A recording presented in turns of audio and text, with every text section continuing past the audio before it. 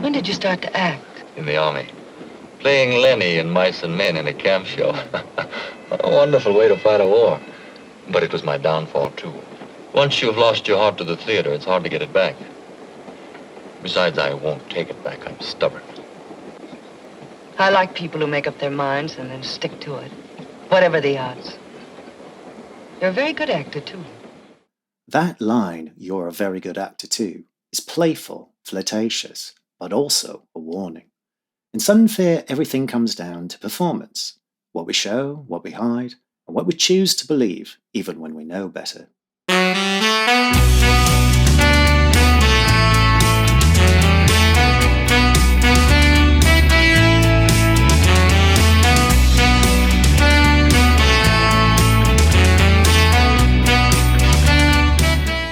Hello, I'm Shane, and this is Take 55, a channel for short essays about cinema.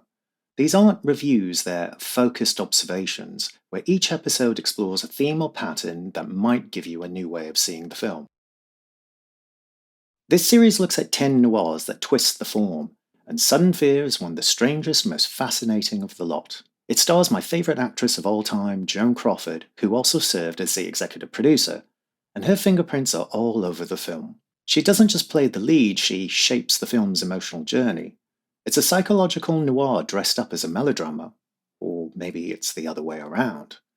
Crawford plays Myra Hudson, a successful playwright living alone in San Francisco. She's rich, celebrated, self-possessed, and deeply invested in artifice. She writes plays about heightened emotions and clean resolutions, and she prides herself on casting the right people to bring those fictions to life. Which makes it all the more ironic when she falls fast and hard for a man who's performing from the very start.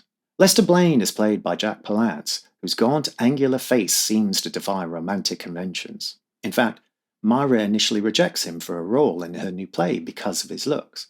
After being fired, he confronts Myra with a story about a historical portrait of Casanova, and he reminds her that the great lover was far from conventionally handsome.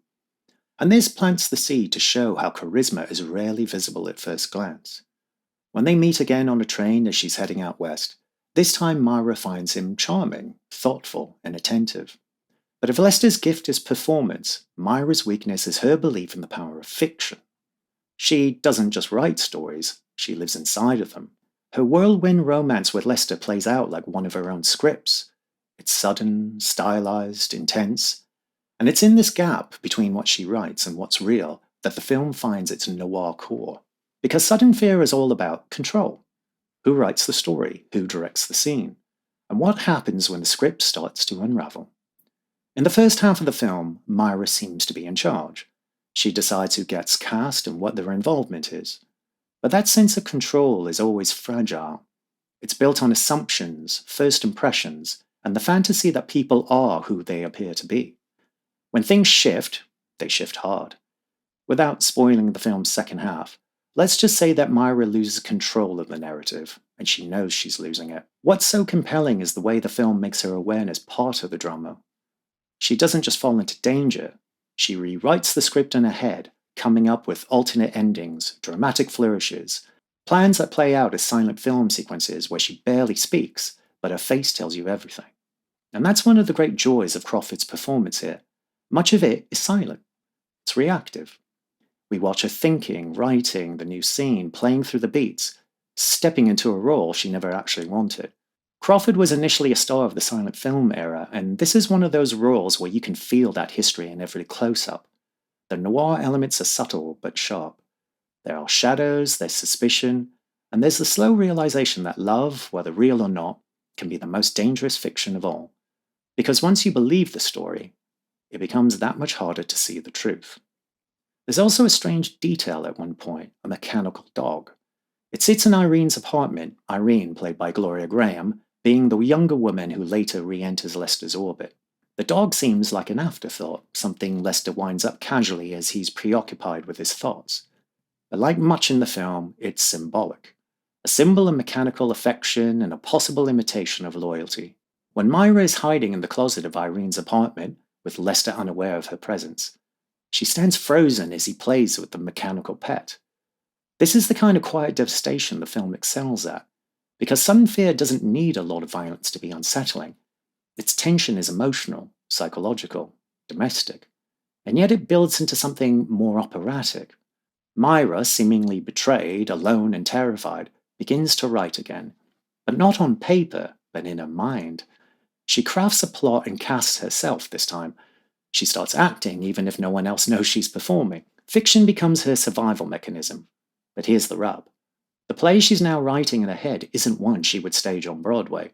It's cold, vengeful, brutal. And that's the shift. The artist who believes in catharsis now turns to retribution. Because even when we deal in fiction, sometimes the only way to regain control is to write the darkest ending possible. F. Scott Fitzgerald once wrote, "There are no second acts in American lives." Now, he didn't mean that people never get a second chance. He meant that American lives often skip the middle act, the space for reflection and adjustment, and they rush straight from the rise to the fall. That's exactly what happens to Myra. She never gets the pause between success and collapse. In the second half of the film, she's rewriting, but it's done on the run. She's thinking on her feet with no time to breathe. Her story escalates without balance, and every choice is reactive. The tragedy is that someone like Myra, someone who built her life around stories, never gets the chance to stop and rewrite on her own terms. Instead, she channels all that creative energy into a desperate new fiction, one she hopes will protect her, or at the very least, hurt the right people. Now, Sudden Fear is a film about an artist out of her depth in the real world, but it's also about how fiction, artifice, and performance can both endanger and empower. It's a noir where the shadows aren't just visual, they're emotional. Myra isn't navigating a dark alley, she's navigating the dark space between love and illusion, between what we write and what we live. It's also worth remembering that Joan Crawford chose this role. As executive producer, she shaped the project, gave herself one of her most expressive parts, and let the film lead into ambiguity. It's not about whether Lester actually loves her. It's about whether love, as she understands it, was ever real to begin with. And in that sense, Sudden Fear is less a murder plot and more about a woman confronting the collapse of her worldview. Not just betrayal, but the deeper betrayal of believing in a fantasy and realizing too late that you were the only one who thought it was real. Next time on Take 55, we're back on the road with Jacques Teneu's Out of the Past from 1947. Now, this isn't just one of the all-time great noirs. For my money, it's possibly the greatest. It's a film where memory never fades and every escape route loops back around. Because some stories don't end, they just wait for you to return. If you enjoyed this episode, please like and share the video, subscribe to the channel, and stay with me for more illusions stripped bare and memories that refuse to die. This is Take 55, and that's a wrap. Thanks for watching.